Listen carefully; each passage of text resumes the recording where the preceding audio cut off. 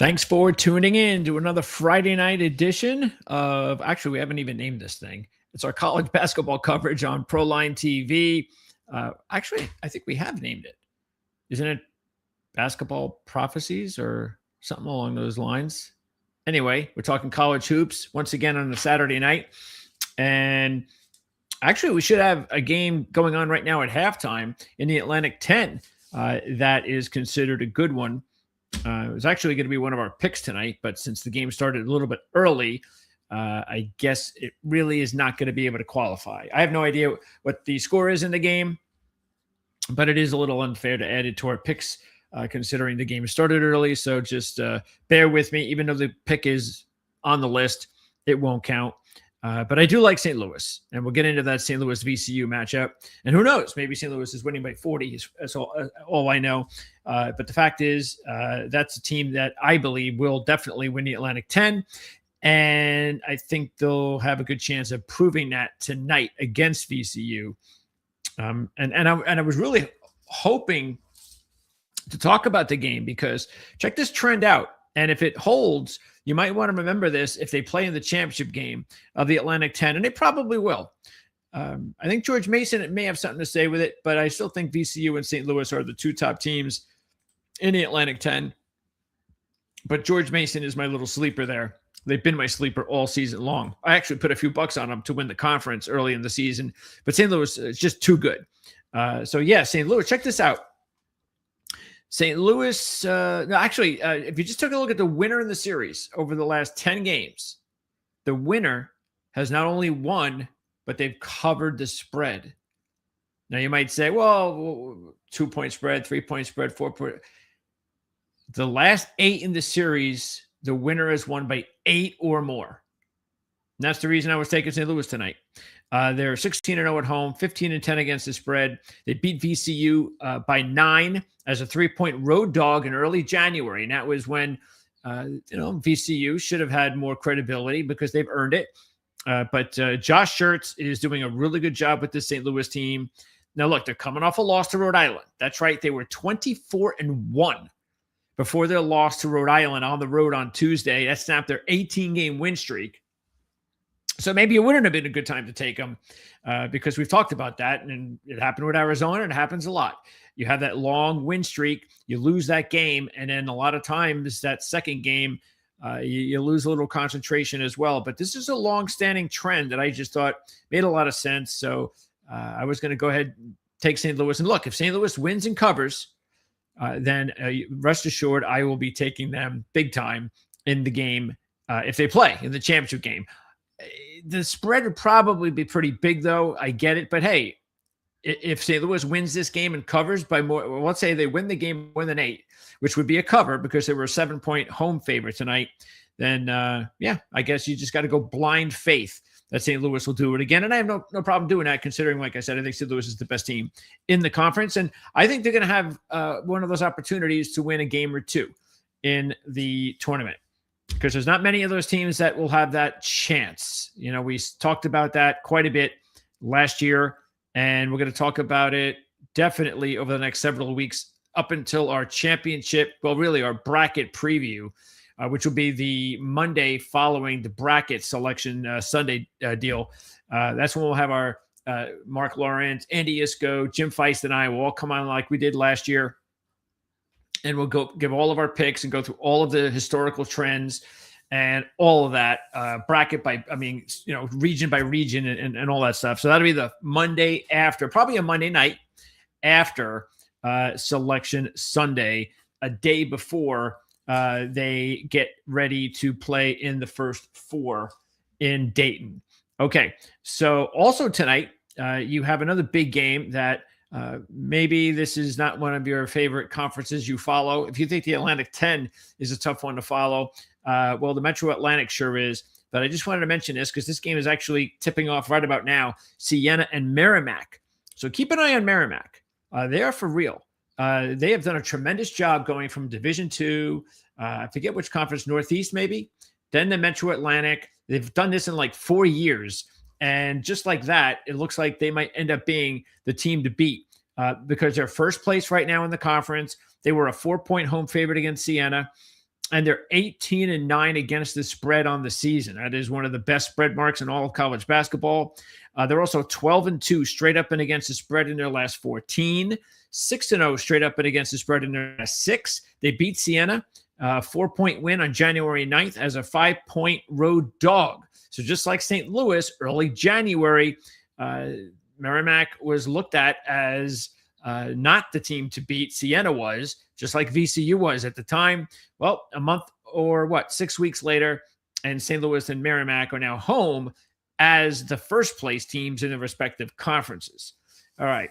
Indiana's at Purdue. That one is also tipping off just about now in Purdue. They're a heavy favorite. I expect Purdue to get back off the mat after getting wiped by Michigan. I tell you what, though, Indiana really could use the win. I think they'll be in the tournament, but they can, confidence-wise, going into the Big 12, the Big 10 tournament and the big one next month. A couple more big wins would really help them, because I'm not seeing it yet for Indiana. I don't know if this is the year for them, because they just have not had any big marquee wins that I can recall.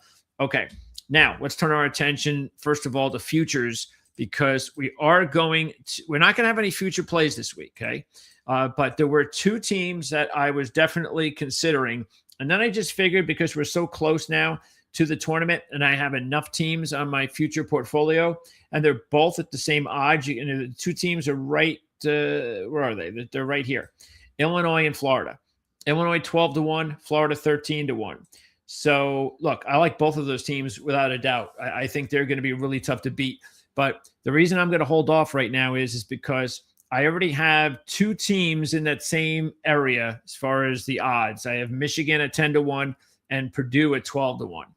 Purdue's actually been the worst future play for me, because that team and the numbers have gone way up. I think, what are they now? 25-1. But that's what happens when you put a 3-game losing streak together, which happened several weeks ago. So look, I still like Purdue. I think they're going to be a better team come tournament time. A little bit surprised that they haven't played better than I thought they would. Look, I didn't expect them to beat Michigan. And the result really didn't matter as well. It was just the fact that 3-game losing streak, that was the one that I was a little bit surprised about. But anyway, the problem getting back to Florida and Illinois is that what happens if they're in the same region? So that's why I have to really think about that. And at this point in the season, I'm not so sure those odds are going to drop. Florida, Illinois, they'll be playing some tough games. They've got the conference tournaments also. And what happens if they're in the same region? I might just decide, if they're in the same region, to just make my prediction and just say, okay, who do I think is going to win, and go with that team with the future. And I'm not going to lose much. I mean, a couple of points here and there. Looking at the rest of the teams, I mean, Arizona, I will say this, Arizona, if they lose to Houston on Saturday, 5-1, no, that's going to go to 7-8-1, I think. So that will be one team going in the opposite direction. But Houston, if they beat Arizona, I could see them going down a little bit. If Duke pulls off the upset, they'll go down a little bit. So there's a lot of competition. I mean, Iowa State is starting to play their best ball of the season. If they beat BYU, then that's going to keep dropping. But there's not a lot of other competition right there. So, yeah, honestly, I think Illinois and Florida right now at 12 and 13-1, not bad. I mean, I really came close to taking both of them, but I just don't know if I am prepared to do that at this time. So who knows? Maybe we'll do it over the next few weeks. Maybe we'll do an Illinois 1 week or a Florida 1 week and vice versa. So we'll see. I do like Illinois. We're going to get to them in a little bit with their matchup. But anyway, 2 teams that definitely can win a national championship. Look, what prevented me, as you remember, a few weeks back when I took Florida against Vandy in that big matchup several weeks ago, one of the things I pointed out when we were going over futures was that I just don't know if I can put money on Florida to win a back-to-back national championship. I know they were the last one to do it, so there might be some irony there, and they're a good team. Look, if you look at this board here, you've got these two, Illinois, that's 6, that's 8. I honestly believe that's 10. I don't think Gonzaga, but I'll throw them in there. That's 11. Nebraska, yeah, Nebraska 12, Michigan State 13, Louisville 14. You're looking at St. John's. I'm going to throw them in there. There's a good 15 to 16 teams right now in college basketball that could win a national championship, and it would not be a surprise. So I think that's great. It's and we haven't even, of course, counted any potential surprises. So even though we've already mentioned before which surprises I like, look, if I was new to this, say this season, and I haven't had any future wager money, and I was looking for some really good long shots, well, what I would do is I would definitely go Nebraska, Michigan State, Louisville, let's see, Vanderbilt, St. John's. I'm going to get to Vandy in a minute. Wisconsin. Just told you about St. Louis. Oh, Texas Tech. I just can't believe what happened to Toppin. I just can't. You know how high I was and how high I've been all season on Texas Tech. And to see them lose Toppin is just, it's over. Look at them. They're now 130 to 1. Just 30 to 1 last week. You can't take 130 to 1. I don't know. Maybe you can throw a couple of bucks on them, but it's not going to happen. It's really, that was a killer. I'm not an official Texas Tech fan, so I know those are the fans that really, really have it rough, including BYU losing Saunders for the season. But Texas Tech was going the opposite direction. Texas Tech was on a good trajectory, where it really looked like they were a legitimate national championship team, and then you lose your best player. It's awful. So, okay, let's get into the games this week. And here are the picks. So like I said, no St. Louis VCU. So that'll give us 6 picks this week. Vandy and Tennessee, that's going to lead things off. Now, one of the things you have to keep in mind with Vanderbilt, they have not played as good in the second half as they did in the first half, and that's obvious. And the obvious was 2 reasons. 1, they were just never going to keep playing at that level. But 2, most important, injuries. Okay, so you got to keep this in mind. Duke Miles has been out the last 6 games. Frankie Collins has been out the last 15 games. Collins averages nearly 8 points a game, nearly 5 assists a game. Miles, meanwhile, averages 16 points a game. That's second on the team, and 4.3 assists per game. That is third on the team.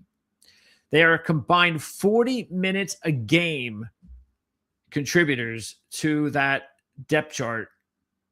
And that is major. You take 40 minutes per game between the 2 of those players, including what they combined for almost 24 points per game and nearly 9 assists a game. I'm sorry, you just can't take that sort of firepower of any team and expect them not to miss a beat. And they definitely have, but still, they've won 5 out of 7, both of the losses by just 1 point each.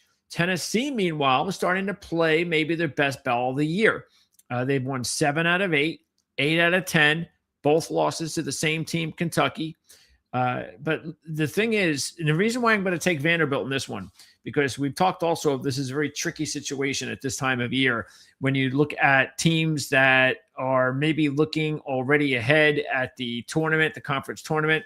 They're also looking ahead at March Madness, and they know they're already in the big dance. So what is there to play for? They're not going to win the conference championship in the regular season. So there's not a lot. But what there is, just like the Duke-Michigan game, there are rivalries. There are games that mean something, mano-a-mano type of deal. That's what Duke and Michigan will be going at it on Saturday. But this is a rivalry. Vandy, this is maybe their biggest rival, vice versa for Tennessee and Vandy. Of course, more so for Vandy because Tennessee, of course, has been a more successful program, playing the likes of other rivalries like Florida and so forth. But it's a 1-point spread. They are the home team. And this is a game that means something. That's the way I feel. Again, I'm not a Vanderbilt fan, but I'm going to put my money on the fact that I think Vandy's going to be looking at this game like an important game. This is just not another game for the Commodores. They're just 2-5 straight up the last 7 games they played Tennessee, but they've covered 6 of the 7. What's the difference? Well, they've been a dog in all 7 of those games. So how will they handle being the favorite in this series. That's a legitimate situation, but I'm going to take them. Again, I think this is a meaningful game for Vandy on their home floor. And so I'm going to go ahead. Oh, J.P. Estrella might not even play for Tennessee. So he's questionable, though, where we know Miles and Collins will not be playing. Look, I'm not going to guarantee anything anymore with these injuries. I try to warn everybody, and I may have to do it every time I come on the air. But the fact is, with this college, if football the same as basketball, I can sit here and tell you that it doesn't look like the player is going to play this game or whatever. But unless you know a player has been ruled out, either of the football or basketball game variety in the college ranks, just don't ever think that it's 100%. So, wait. And if you can, wait until the last possible minute to find out, whether it's through anything online, or you turn on the game, you get the first few minutes, the announcer comes on, and maybe he says something of, hey, look, you could do a live wager.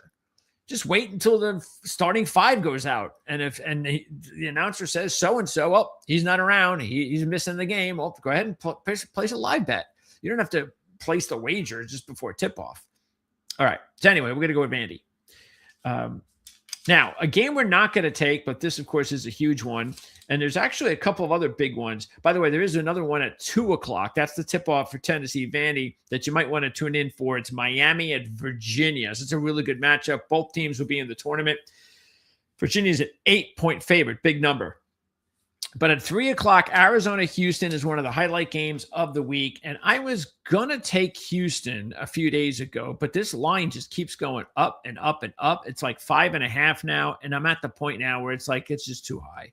I can't take Houston at nearly 6 points. To me, that's almost like a situation where you have to feel that Houston is going to be a double-digit, or is going to have a double-digit lead in this game throughout. That's what you're hoping for when you're in the 6-8 range. You're certainly not hoping for, I'm hoping for a 4-point game and then we'll just, maybe hit some free throws at the end and I'll cover. No, when you're 6 to 8 variety, you better be like in the double digits for most of the game. And that's just asking a little bit too much for me.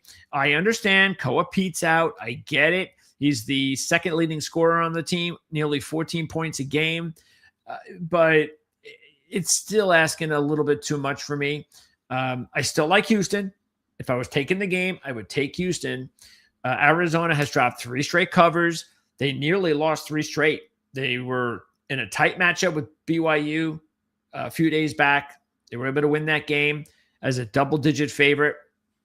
Houston, meanwhile, they've also dropped 3 straight covers. They're coming off a loss against Iowa State. That snapped their 6-game winning streak, and that was on Monday. They've also, Houston, beaten Arizona 3 straight up and against the spread since the 2022 season. So, look, I think Arizona is just coming back down to life. Throw in the fact that Pete's not playing, and Houston is undefeated at home, but a little bit too rich for me, the number. Okay, moving on over. Also, at around that time at 3:30, we're going to go with Texas against Georgia. And we have not talked about Texas on this program yet. But that's because Texas is now finally starting to play their best ball of the year. Sean Miller, great. I thought he was a great hire. I think Sean Miller is going to do a really good job there. Just give him some time, and they'll do a good job. Right now, the goal, get to the tournament. I've seen some bracketologists that have both of these teams in the tournament. And this is the problem with this year's tournament. Teams like Texas and Georgia, especially Georgia, but considering that they've had these teams in the tournament like about a week or two ago, come on.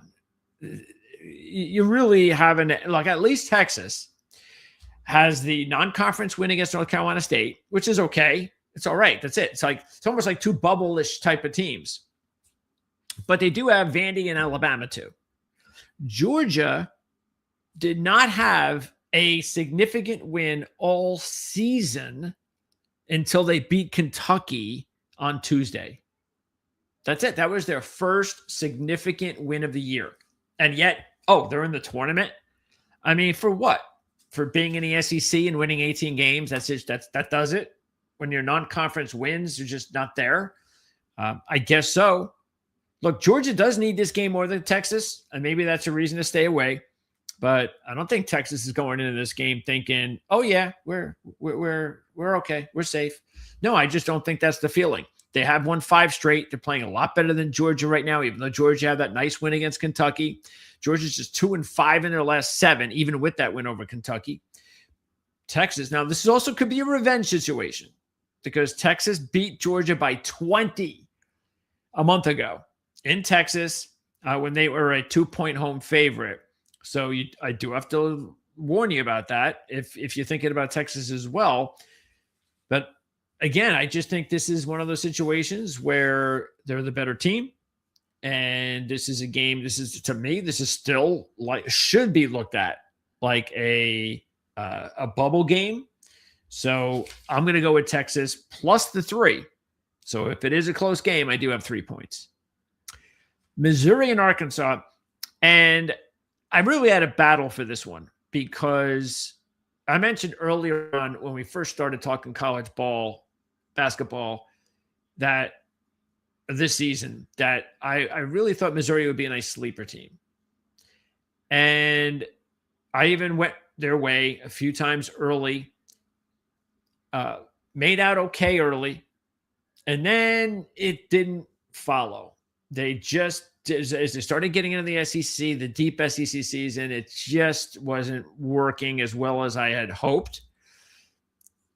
And I said, that's it. I'm out.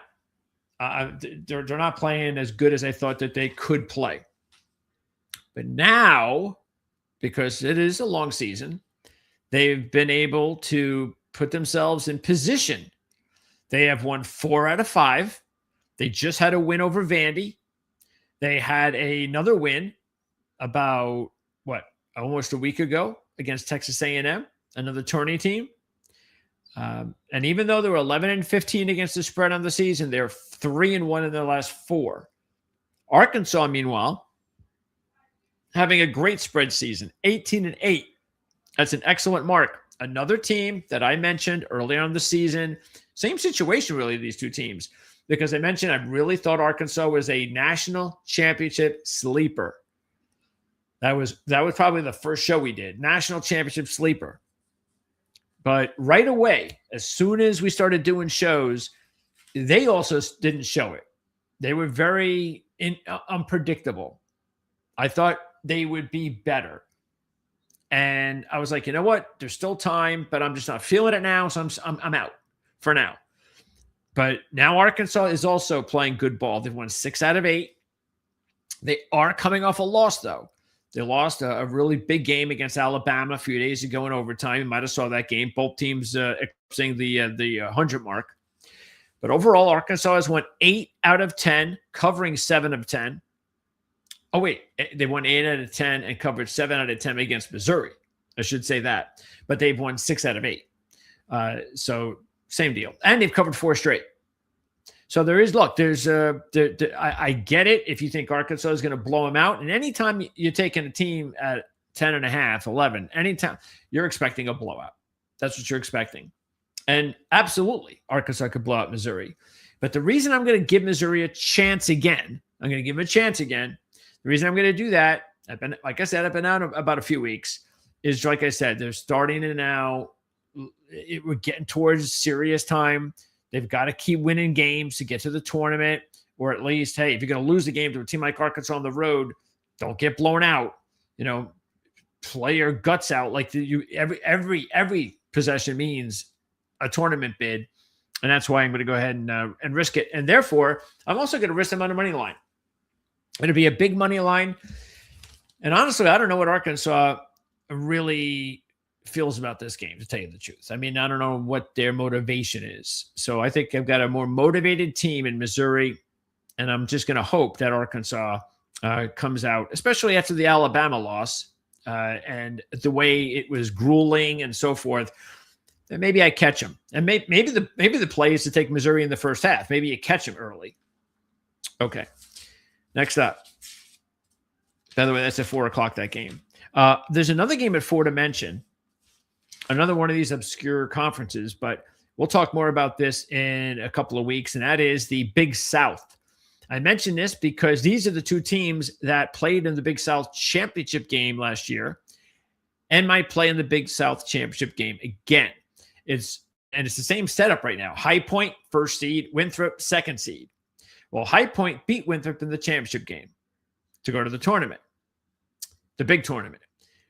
Well, Winthrop got revenge.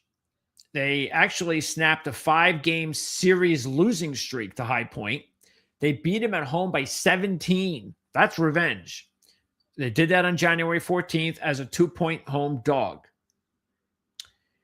High Point, meanwhile, now has won 9 straight since the loss to Winthrop. And Winthrop, they've won 12 straight games. All right. So these teams are a combined 45-12. Look, I just wanted to mention it. I don't have a line. It's too early for their line in a game like that, but I just wanted to mention it. You might want to just keep an eye on those two teams, especially if they play in the championship game once again. And look, if High Point handles Winthrop in that one, I think Winthrop's in trouble because that's a home situation. You know, High Point would be at home, and even though it'd be a high spread, you probably feel that High Point is just too classy for Winthrop. That's why I want to see if Winthrop can give him a game at least, because, you know, High Point's got the revenge here. But Winthrop will look into that and say, yeah, they got the revenge. Why? Because we beat them in the regular season, and they beat us in the championship game. The real revenge comes up if we can beat them in the tournament again, the Big South tournament. 5 o'clock, we don't have that game here, but I was real close to taking TCU as a 5.5-point favorite at home against West Virginia. Both teams have identical records, yet TCU, there are some people who believe they're a tournament team. Others don't. They're squarely on the bubble. Nobody's talking about that for West Virginia, though. That's because West Virginia doesn't have any. I mean, they have one big win, and that was against Kansas. So, but that was not when Kansas was playing their best ball. They also have a win at UCF. And UCF's a team that some people have in. And UCF, they had a nice win. Their best win was against Texas Tech, and that was a nice win, no doubt about it. I think they have 2 decent wins. That's the big one, the Texas Tech one, I believe. But they got some bad losses. Not to West Virginia, but they just have – it's like, please tell me that Central Florida's got to do more than that. Anyway, check this out. West Virginia – has alternated wins and losses in their last 8 games. So they haven't won 2 straight or lost 2 straight during this 8-game stretch. They just lost to Utah on Wednesday. Utah. So on the bad side, you lost to Utah. The good side, if you're thinking about West Virginia, is, well, they haven't had a 2-game losing streak in a while. TCU, meanwhile, the reason that they are looked in a better light is because they have wins against Florida and Wisconsin. And even the Michigan loss was like a 4-point loss early in the season when teams were getting annihilated by Michigan. And that was actually in a tournament. There was a 4-team tournament going on in San Diego in November, and TCU won the championship, beating Florida and Wisconsin. And they've also got a win against Iowa State. So that's why TCU was looked at. And look, they are a better team. I don't need anybody telling me that they're better. They're the better team. So that's why I was thinking about taking them at 5.5. I just didn't do it. Okay. Now, also right around that time at 5:30 is one of the games I'm going to take. Look, I have been critical of Villanova, them being not just a tournament team, but so highly ranked as a tournament team. And the reason is because they just do not have big wins. Their biggest win is against a team I like, but it's not a highly ranked team. That's Wisconsin. That's their marquee win of the year. Okay, so again, it's just like what we talked about with Georgia. Oh, well, let's see. Villanova's got 20 wins, and a lot of wins against. This is a bad Big East this year. I mean, honestly, I think it should be 2 teams in the tournament. Okay. Right now, as of today, I think there should be 2 teams. But I'm willing to give Villanova the benefit of the doubt here. I've been saying it all season with UConn. This is not the UConn team from a couple of years ago. They are not just going to wake up come March, just go through a run and be in the Final Four. Now, maybe if they get lucky with the bracket, we'll take a look at it and go down that road when the time comes. But this is not a team that can just say that.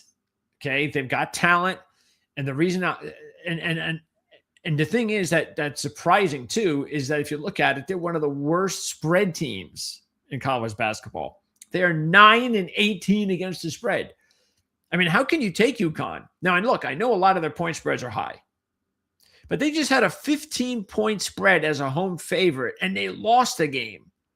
That was their worst game of the year. They lose to Creighton, and now they're coming into this Villanova game. And Villanova, third seed right now in the Big East. UConn is now the second seed. Who's first seed?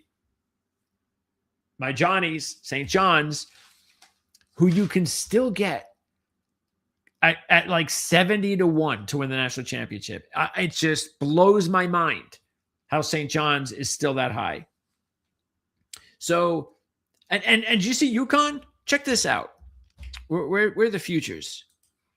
So here's UConn at 19-1 to win the championship. UConn, right? St. John's is 65-1. And St. John's just beat UConn. And St. John's is first in the Big East. Now, nobody is saying that UConn can end up better than St. John's when the tournament starts and ends, and you look at it, and where does St. John's lose, or where does UConn lose? Nobody's saying that. But 45 points better, UConn over St. John's? No way.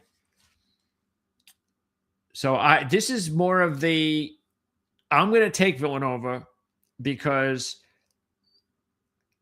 I just think that they have to get a big win. This is the big game of the season for them. This is it. This is the game of the year. Now, I'm sure they're looking at bracketologists that are saying that they're in a great situation and all that. But because you're in the Big East and you're 3rd of 3 in the Big East of getting there potentially, you still have to play ball. You can't put yourself in a position where you get blown out by UConn and then you go on a 3-game losing streak and you lose the first in the Big East tournament and what? You're in for doing what? Nothing at that point. So, no, I'm not sold that they're just going to ride this one. They need this game, and they're going to play a hearts out, which is, again, something that you always search for as a handicapper to know that.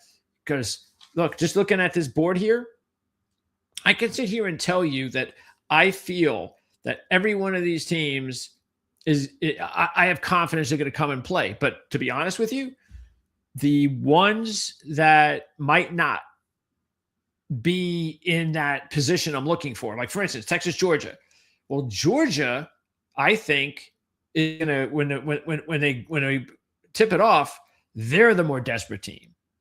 All right, and that's not where I want to be. But I do feel I have the better team, and I do think Texas feels they have to win games. And Missouri is definitely the more desperate team, and they're playing good ball. And it's possible Arkansas could take the night off. And I think Illinois might be the only one on the board where I should be the biggest nervous, where I've got a team that is clearly better than the other one.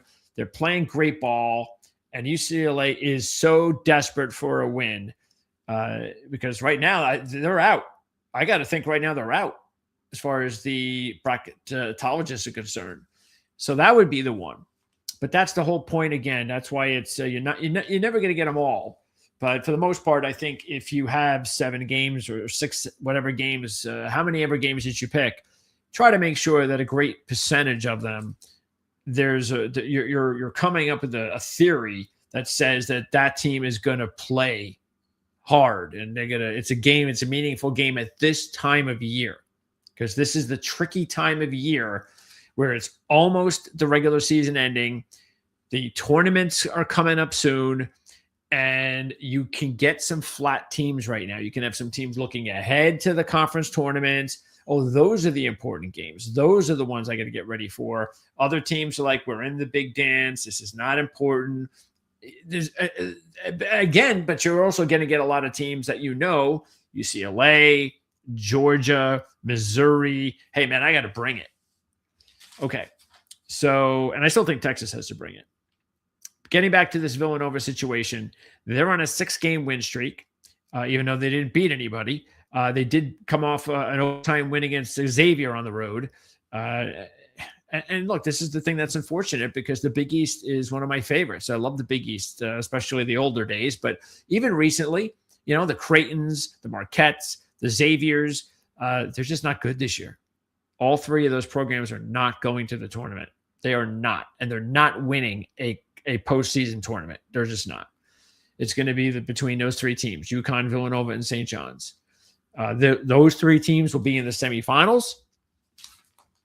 Who else? Who will be the fourth team? Who knows? Who cares?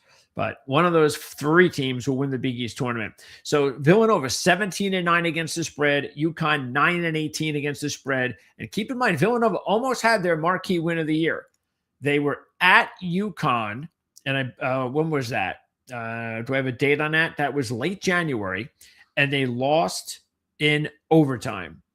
They were an 11-point dog at UConn, lost in overtime. So they nearly had a major upset.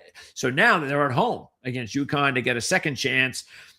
And I am going to take Villanova to get it done, seal their ticket to the dance in that one. Now we go to the big one everybody's waiting for, my Michigan Wolverines against Duke. And the line is 2. And I was hoping the line would go down a little bit just in case. Because, look, you could see this game being competitive, of course. And you could see this game being, a couple of minutes to go. It's a tie game. But I still feel confident that I'm not going to have to worry about that. Look, I'm not calling a blowout here, even though we've seen Michigan blow teams out, good teams. All I know is that Michigan's better than Duke. Duke is look, we have Duke. We had them at 14-1. And now you know why we jumped on them at 14-1. Now they're down to 6-1. So I still think that Duke is capable of winning a national title this year. Obviously, that's why I took them.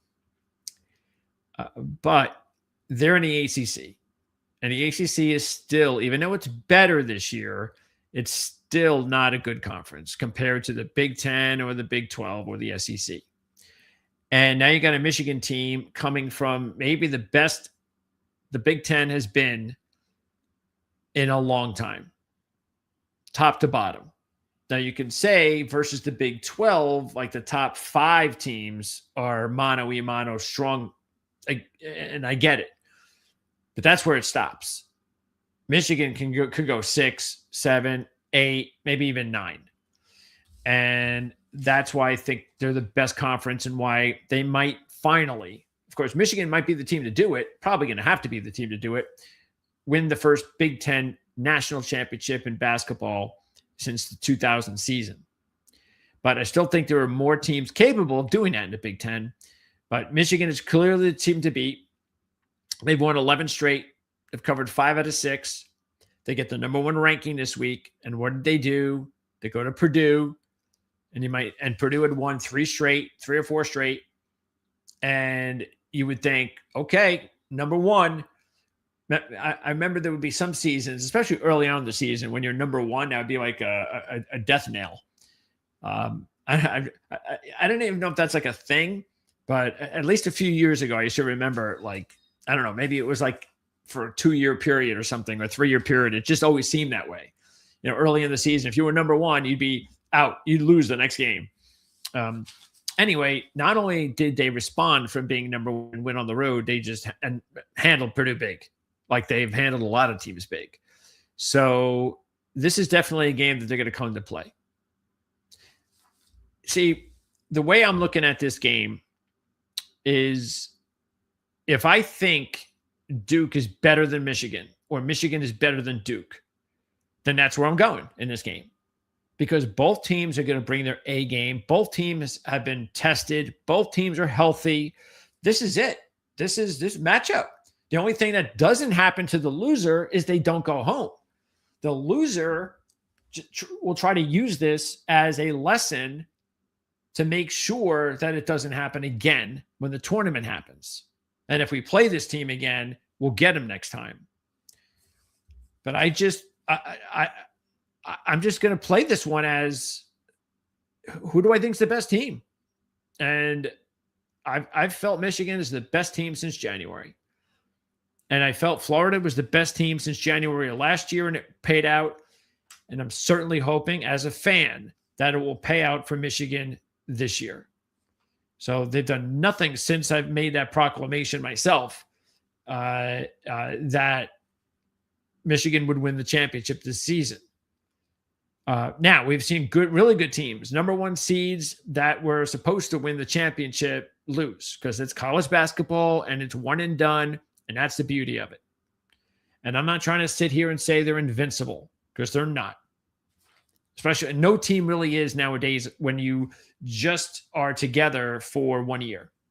There's always the potential of, a chink in the armor somewhere. A lot easier if you're together for 3 years and everybody's like a senior now, and you're playing lights out and you're killing everybody and you've lost one game, and that team is just not going to lose. But I still think Michigan is pretty close to that, or let's just say as good as you could hope for in today's college basketball game with NIL, portal, all that. So, I feel real strongly that Michigan wins this game. Of course, I'm still going to take the money line. I think it'd be dumb not to take the money line. Anytime it's about 2, 2.5, 3 in a big game that you like, that you want to put significant money on, you go with that money line just in case.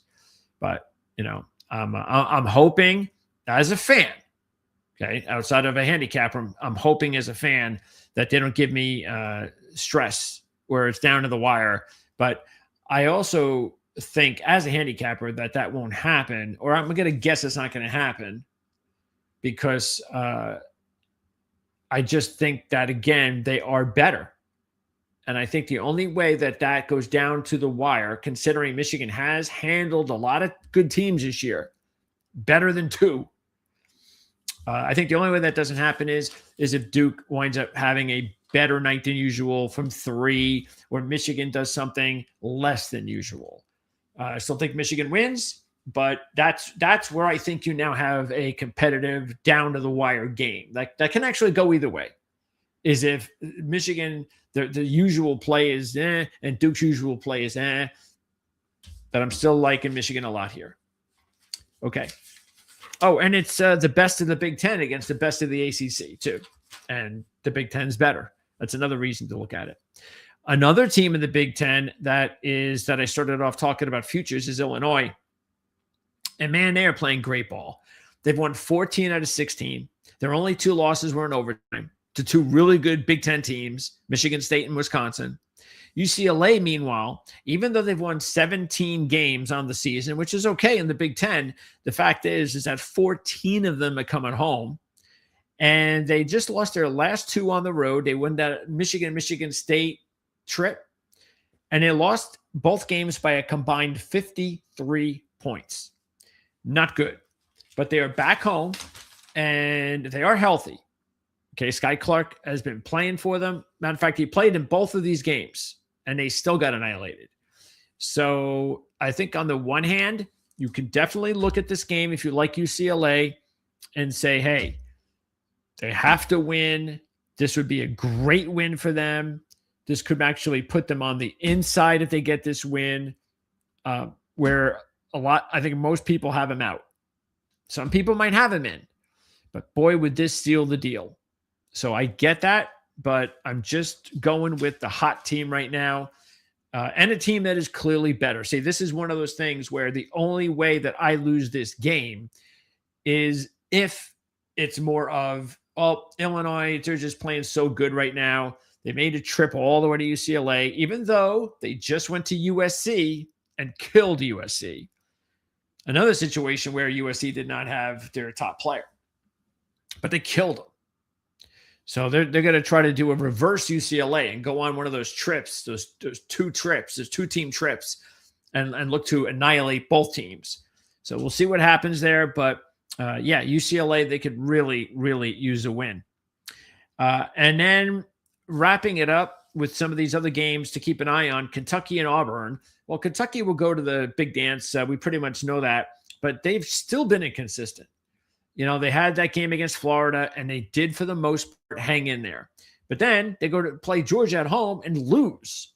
Like I said, Georgia hadn't beaten basically anybody all year, significance, and Kentucky lost the game.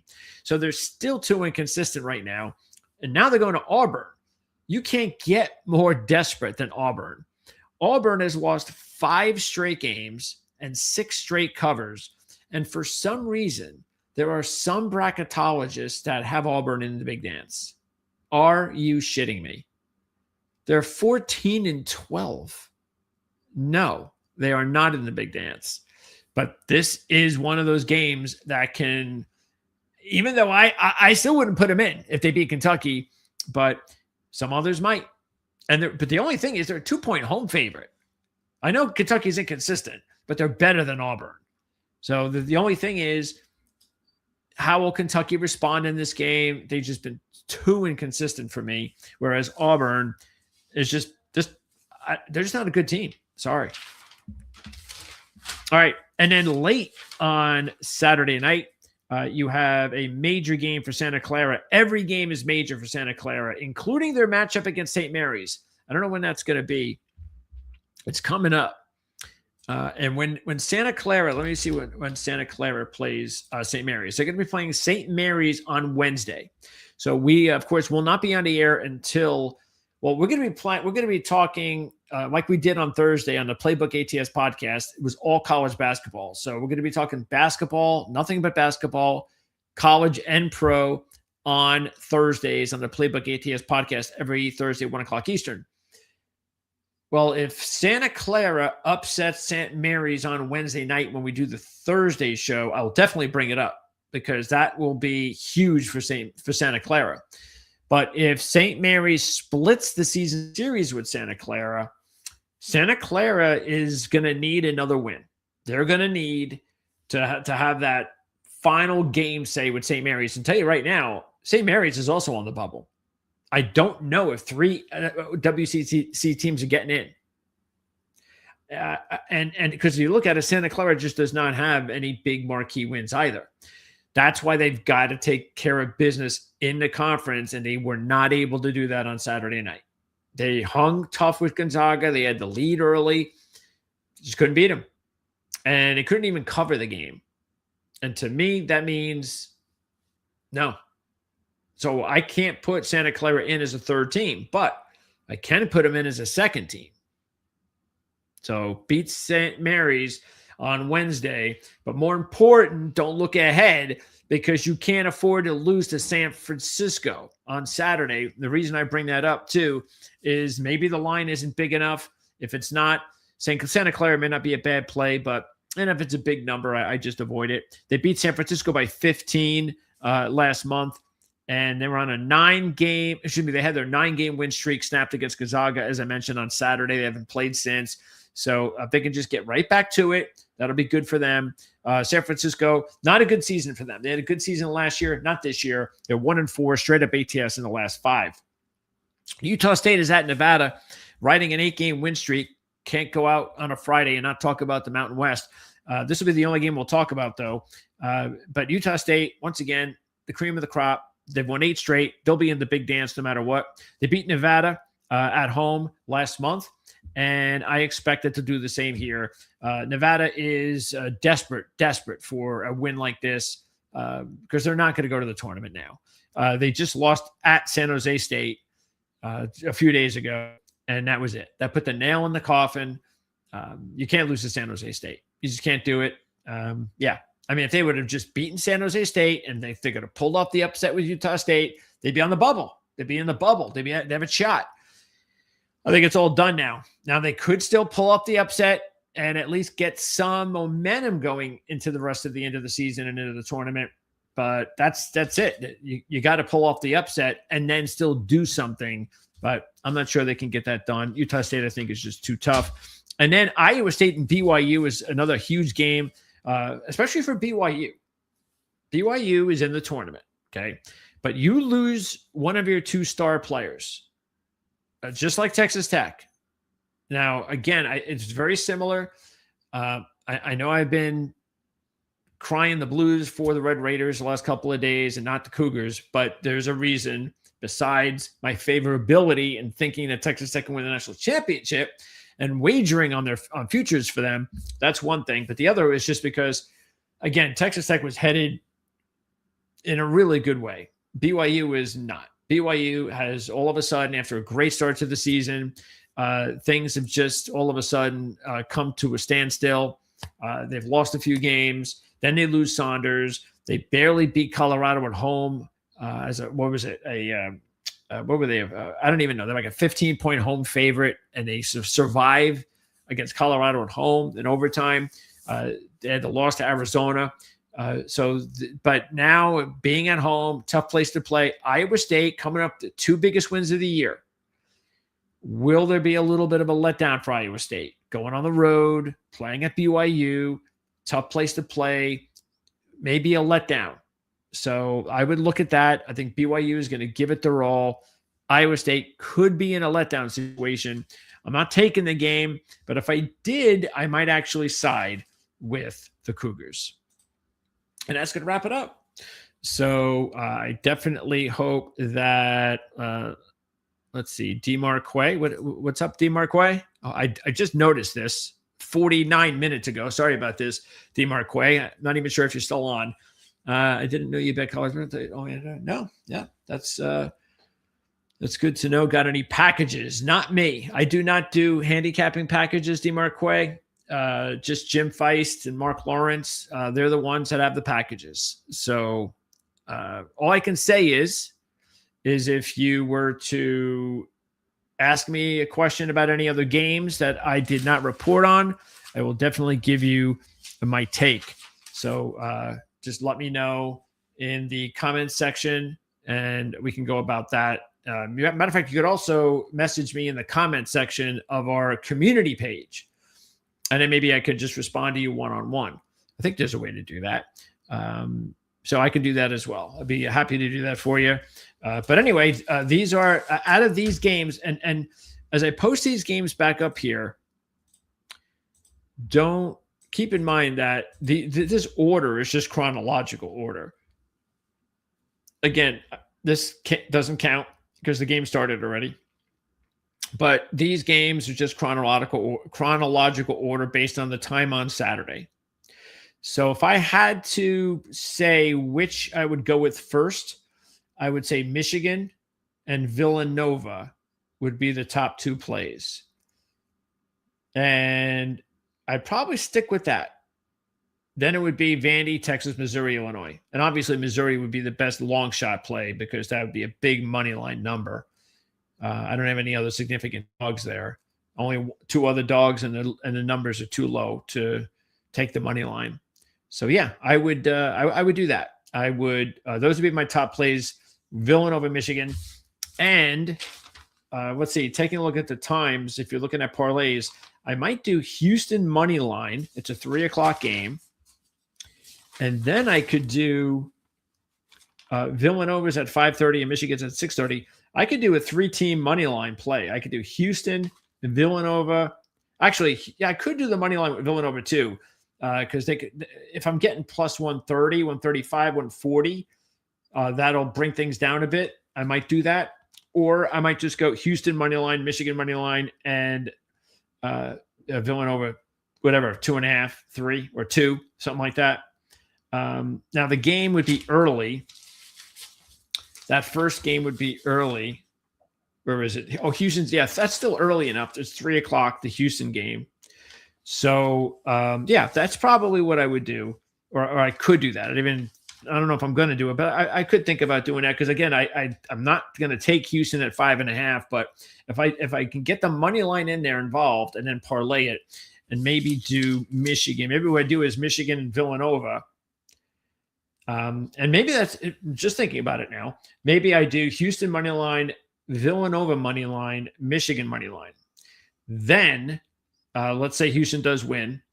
Then I still wind up thinking about doing straight bets. I could do Villanova +2 or maybe 3, and then Michigan -2.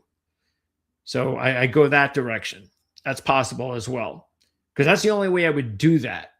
Okay, because because now because Villanova might not win and I lose by a point, and let's say because I've talked about the strategy before. It's one I like to use, and that is where if you can do a 3-team, and look, I don't really like doing parlays unless they're 3 teams. I think the 2-team parlay does not work very well for me. And I don't think it's a good way of wagering on bets. The only way I would do 2-teamers is if I'm doing it because I do want to eliminate, say, the point spreads. Then I think it's worth it. But I would never do like Vandy -1 and Texas +3 parlay. No, that's a sucker's bet in my mind, and that's what they want you to do. I just do straight bets, or I would do Vandy money line and parlay, and then I'd feel better again, because not necessarily Vandy because there's only 1, but you get what I'm saying. 2, 3, 4, 5 points, stuff like that. So what I like to do is I like to do an early wager and then the 2 late wagers, but I only do it if I like all 3 teams respectfully, like I really like them. So this way, the reason I can do this now, and I'll just throw out numbers. So let's say 100 is the average number and 500 is the big one. Okay. So, or let's just say 200. We don't have to go crazy. So 200 means I like that better than I like the 100, obviously. And the $100 bet comes from the early game. So let's just say that early game is maybe the 3rd team of the 3. So what I do is I'm like, okay, so instead of going straight, what I'll do is I'll do the 100 in a parlay with the 2 I really like. And what the game you're playing here is if the team, the 100 pays off and they won, and now you are looking at the 2 teams that are playing at the same time frame, basically. And now you've only got 2 teams ready to go to hit your parlay. The reason this works out well is because now you don't have to wager on either one of those teams. Again, remember, only if you like the teams evenly. I mean, in this situation, that's not going to work out for me because I'm definitely going to play Michigan straight up. They're going to be my top play. I'm going to play them straight up. And it's a little different situation. But it does benefit me if I do the whole thing I just mentioned. If I do the money line on one end and then take the points on another. So it does work out that way. But what happens then is if the 2 teams that you like the most are now sitting there on a 2-team parlay, you don't have to wager anything now. So you don't have to invest that $200 on both games. Now you could, but why would you do that? Reason being, now that you've got a 2-team parlay set up, what happens if you win one and lose one? Well, if you do both straight bets in the afternoon after that, well, you win one, lose one, you just wasted your time, and so you wouldn't do that. Why would you do that? I've got a 2-team parlay now. I'm sitting here. Why would I do that? Okay. So the good part then is if you lose, okay, let's say you lose both or you lose the parlay 1-1, whatever. Okay, well, I didn't have to invest in those, meaning I didn't lose any money. Because a lot of the times in handicapping, one of the things that's really important is not to lose. You won't go on a losing streak because you're going to lose, but just don't put yourself in a worse situation. That definitely would be a stupid thing to do, is if you have the 3-team parlay and you got the 2 teams sitting there and you decide to do 2 straight bets too. Well, what? Don't do that. All right, so... and then you might say, well, yeah, but what if I win them both then? I could have got them straight and parlay. Well, then why do that? It's just silly to sit there, and you don't have to invest any more money. Now that little team that had the 100 is the smaller investment, and you get a nice little payout with the other 2 in a 3-team parlay. So that's what I like to do. It's worked for me before, and I just think it's a really good way of doing it. But again, it's not easy to figure out when to do it because you got to time it perfectly. Like I said, they've all got to be in different times. That's usually how it works the best if it's one early and two at the same time frame. And like I said, the one early would be a team that is considered like the third of the three. So that's just a suggestion. It's worked for me. I'm sure everybody has your own way of doing things. Okay, DMarque. So yeah, that's pretty much, yeah, regarding Vandy, I do think they can make the Final Four. They just have to get healthy. All right. As I said in the beginning, they've got to get these guys healthy, Miles and Collins. And if they get them healthy, there's no reason to believe they won't be. I haven't heard anything that says they're out for the season. It's just they'll be back soon. As long as those two kids are back, yes, they can make a run to the Final Four. That's why I said in the beginning of the show, those 15 or 16 teams, any of them, I was legit, any of those 16 in my mind can make a run to the Final Four. And that's why I think this could be a great season, a great March Madness season, because you're going to have a big number of teams that are capable of making runs to the Final Four. Of course, winning a national championship, I don't know about that. I don't mind picking them because I had a pretty good number on them when I did pick them. Where did I pick them? I had Vandy at, where did I have Vandy? Because remember, they were a really low number early on when they had that win streak. And I thought that was just ridiculous. There was just no way I was going to take them with no value. So I waited until they were 35-1. And I think they're still around 40-1 now. But remember at the time before they played Florida, they were like 15-1 or something like that, or 18-1. So I got it 35-1. Absolutely. I think it's worth taking a shot on a team like Vandy. Just don't know whether or not they have the capability of winning it all. Because what really helps you win a national championship, I think, as we've found out over the years, we saw it last year with the Clayton. You have to have that gunner. You have to have that really big guy that you can count on to make the big plays down the stretch. And I just don't know if Vandy's got that type of guy that I feel confident to win a national championship. But I do think they can make a run. All right, so that's going to wrap it up. I'll see everybody again next Friday. And don't forget, Thursday, Playbook ATS podcast. We're starting to talk basketball. We will talk more March Madness college basketball as we get closer. The tournaments begin. The conference tournaments begin the first week of March. We'll be on top of all of that. We'll give you predictions, but actually we'll do a tournament preview, a conference tournament preview show at some point before they begin.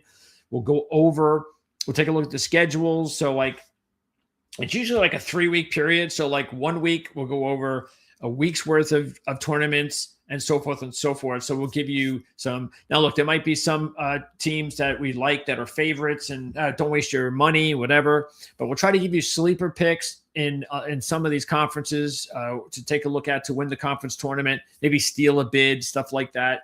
And then when we get to the bigger conference, biggest conferences as well, same thing. We'll take a look at sleepers, bid busters, but more importantly, those of the better teams. And we'll let you know what we think. And especially we'll have the little brackets out for those conference tournaments too. So we'll have a better idea of who's playing who.